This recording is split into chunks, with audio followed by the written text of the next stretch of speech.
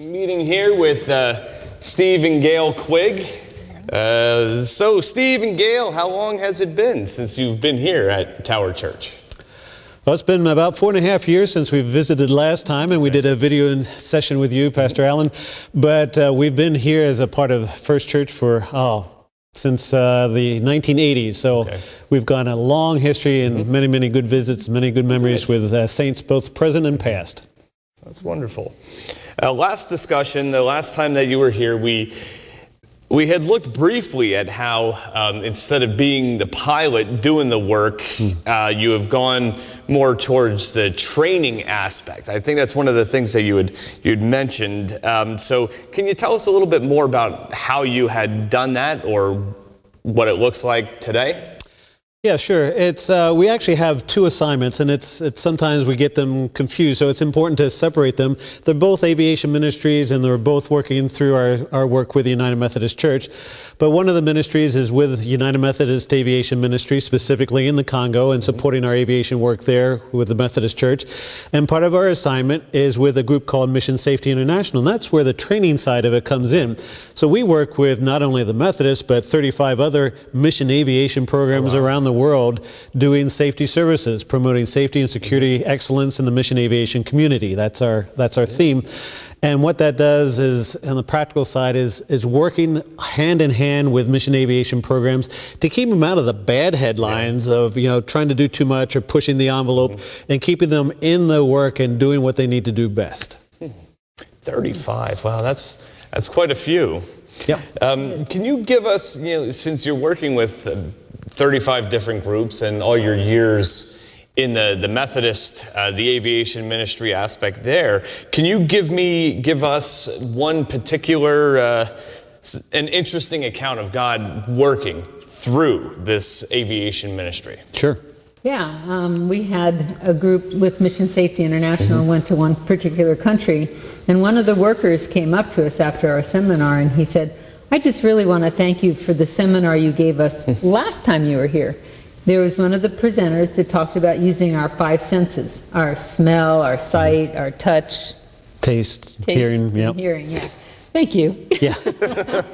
And he said, I have an example for what happened after that. I went out, and I'm one of the maintenance guys at the hangar, and I was having to fuel the airplane. And so we took a drum of fuel, made sure it was labeled correctly, avgas, and poured it out and was going to put it into the airplane, and I noticed that it wasn't the right color. So then I smelled it, and it didn't quite smell right, and so I felt it, and it didn't have the oily sense that it should have, or it was oily, which I forget. Anyway, found out that he was going to be pouring kerosene in the airplane instead of avgas. And he said, so I really want to thank you for that presentation, because that saved an accident from taking place. And that would be a lot oilier than just regular petroleum based. Yep. Yeah, wow.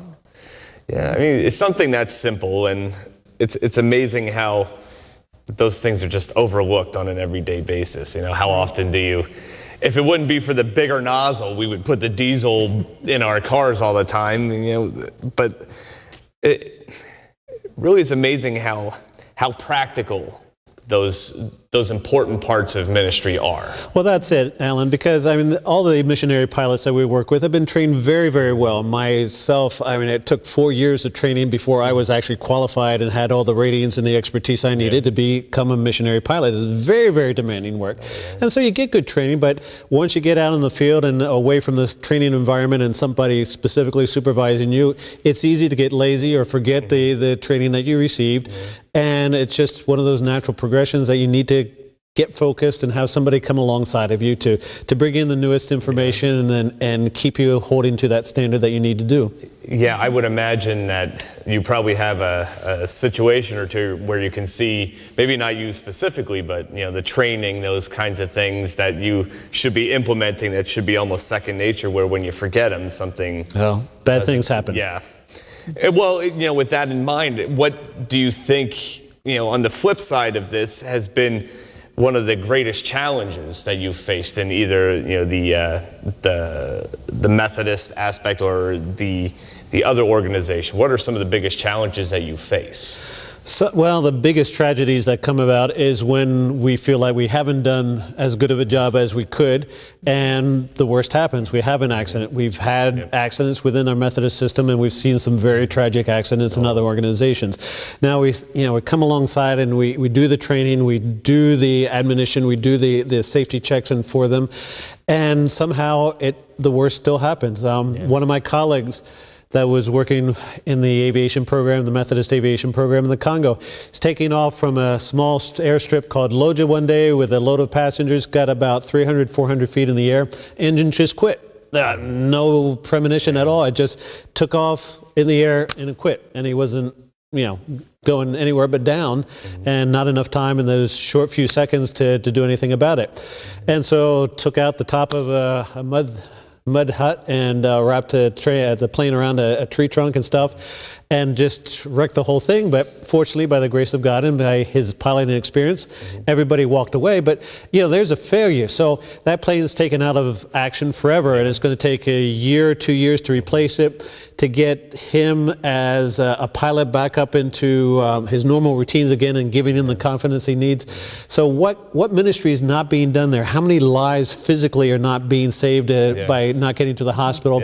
How many lives spiritually are not being touched because the evangelist doesn't get out there, or the preacher doesn't get to his assignment or whatever? So there's that downside of it. We celebrate when the good stuff happens. We mourn when it doesn't. Yeah, and I mean, it seems interesting in light of, if you're at all aware of what the church has been going through in the Middle East. I mean, then again, forever, but it seems like right now with all this ISIS talk and all this stuff, the persecuting Christians, and it really seems to bring to mind where Jesus tells the disciples that people are going to hate you because of me. All the nations of the world will hate you, and it makes us. It's like, yay, let's go work for this guy, right? Well, we forget that we really are in a spiritual battle. Yeah, I mean, even though we're dealing with the technical side of things and the nuts and bolts, the broader aspect is Satan would love to take us out. Yeah. And whether that happens in an airplane, or because our family situation is going bad, or we're losing support from a church, or whatever. I mean, as long as Satan can take you out of the game, hey, he's celebrating and Christ isn't. Yep. And it's unfortunate, but that's the nature of the battle that we're in. But I guess on the upside of that is the victory's already been claimed. Amen. It's just getting people to understand that, and we know the end of the story. Yeah, yes. That's exactly it. That's the best part. And even on my worst of days, I think I don't imagine that this isn't worth going through, because we already know the end. We know what's waiting for us, and I don't know, but I mean it still brings a lot of negativity in. I imagine pilots, when they have some bad experiences, it makes them gun shy after that. Why would you want to get up in the air after this engine could stall out? But yeah, I mean, that is amazing that, they seem to walk away from that. Yes, and a lot of it is because of the equipment we can put in the airplanes with the restraints and wearing helmets or whatever, and providing extra amount of protection. So that's the practical side of it. But yeah, we have to keep celebrating the victories, and just in mission work in general. I mean, who would normally just leave your comfort zone and go and work cross-culture when there's thousands of opportunities for miscommunication, misunderstanding, and trying to nuance things so it plays properly when the message you're trying to deliver is received in the same way it's transmitted. So, I mean, it's not something you just go to do naturally, but God calls us out of our comfort zones to go and make a difference in people's lives and to share His good news. And the proof of that work is just looking at the church in the Congo right now. I mean, it was only 100 years ago that the first Methodist missionaries went into the interior there and started preaching the gospel and training pastors and developing the church there. And that's our grandparents' generation. It wasn't that long ago. No, that's right. And in the 100 years intervening since then, the church is just growing and flourishing. Millions of believers who call themselves United Methodists as Christians, and so it's because of our forefathers in the faith who've, left a church like First Church Bradford and been supported through the gifts and through the prayers and through the encouragement to go and make a difference and deliver that gospel, and now we're reaping the benefits big time. That's great. It's always great to know that God is making an impact in the world, and how can the local church, how can they partner or at least come alongside of a ministry like this? What are some of the things that we could do to support either of the organizations that you're working with? Well, for sure, prayer. Prayer is about the biggest thing you can do. And it makes our day when somebody will come up to us after a church service and say, I pray for you every day. That means more than anything, because we know that many times Satan is in our day trying to mess up with stuff. And if it weren't for the prayers of the saints of the churches, it'd be really rough. Yeah, amen on that. Another way is more practical. I mean, engineers will explain the aerodynamics of how an airplane flies, but every pilot will tell you airplanes fly on money. That's the root of it. And so, yes, aviation, no doubt, is a very expensive piece of the ministry. But when you're talking about the logistics of getting from one side of the conference to the other, and you can do that flight in an hour and a half in the airplane and do it in a week and a half if you're trying to do it on the ground, just imagine the draining of time and resources and effort and everything else, and what doesn't get done. So the airplane just amplifies the ministry, makes it happen in such a dramatic way. But the practical side is, yes, your gifts given through the church to support missionaries like us, and given through the advanced special programs to specifically every dollar given through the advance goes to the project it goes to, so to the aviation ministry, and helping us buy equipment and new aircraft and whatnot. I mean, that's a very practical, immediate effect of being involved in the ministry. That's wonderful.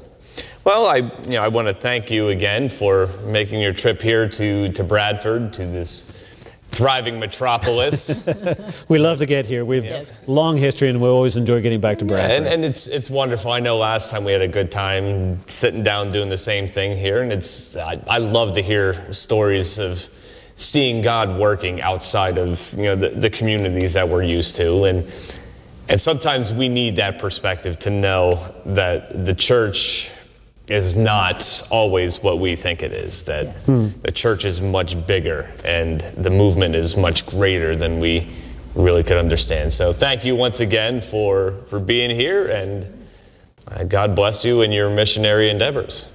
Thank you, and thanks to First Church for all they've done, and keep on going. We need you, and we're thrilled to be in ministry together with you.